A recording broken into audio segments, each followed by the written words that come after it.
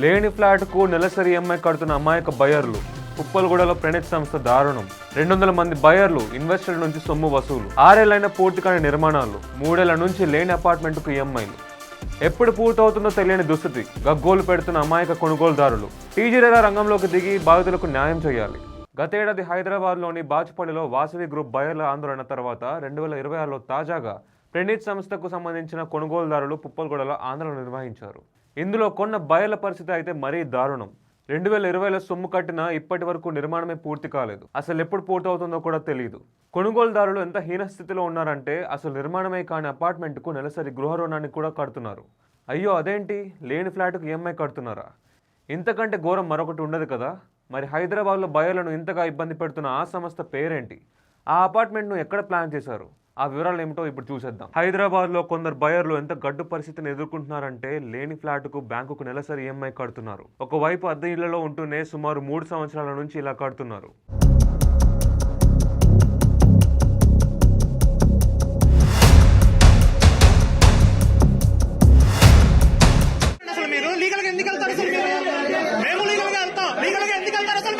మరి వీరిని ఇంతగా ఇబ్బంది పెడుతున్న ఆ సంస్థ పేరు Praneeth concepts and developers. Builder పేరు పిఎన్ సురేష్. ఉప్పల్గూడలోని ప్రణీత్ అంబియన్స్ ప్రాజెక్టును 2020లోనే ఆరంభించిన కొనుగోలుదారుల నుంచి వసూలు చేసిన సొమ్మును దారి మళ్లించడంతోనే ఈ సమస్య ఏర్పడిందని తెలిసింది. ఈ ప్రాజెక్టు కోసం వసూలు చేసిన సొమ్మును ఇతర ప్రాజెక్టుల కోసం వాడుకోవడం వల్లే ప్రస్తుత ప్రాజెక్టును పూర్తి చేయలేకపోతున్నారని కొనుగోలుదారులు ఆవేదన వ్యక్తం చేస్తున్నారు.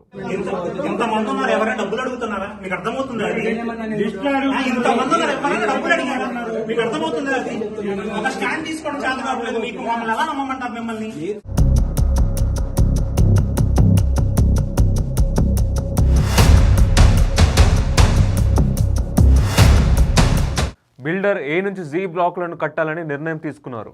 ఇందులో వాస్తవంగా కట్టాల్సింది 115 ఫ్లాట్లే కాగా, కానీ ఈ బిల్డర్ ఏం చేశాడంటే 141 మందికి అమ్మేశాడు. అంతేకాదు ప్రతి ఫ్లోర్లో అదనంగా అంతస్తులను వేసేశాడు. అంటే మున్సిపల్ అధికారులు ఏం చేస్తారులే అని అనుకుని సుమారు 26 ఫ్లాట్లను అక్రమంగా నిర్మించాడు. మొత్తం 141 మంది నుంచి మొత్తం సొమ్ము వసూలు చేశాడు ఈ బిల్డర్. అయితే ఇందులో కొనుగోలుదారుల సమాచారం ప్రకారం సుమారు 150 మంది నుంచి వారి కష్టాజీతాన్ని వసూలు చేశాడని, అంతేకాకుండా మరో 50 మంది ఇన్వెస్టర్ల నుంచి కూడా అదనంగా సొమ్ము తీసుకున్నాడని తెలిసింది. సుమారు 200 మంది అమాయకుల కష్టాజీతంతో ఆటాడుకుంటున్న ఇలాంటి బిల్డర్లపై టీజీరేరా కఠిన చర్యలను తీసుకోవాలి. 6 ఏళ్ల నుంచి ప్రాజెక్టును పూర్తి చేయకుండా అమాయక ప్రజలతో ఆటాడుకుంటున్నందుకు పిఎన్ సురేష్ లాంటి బిల్డర్లను జైల్లో పెట్టాలి.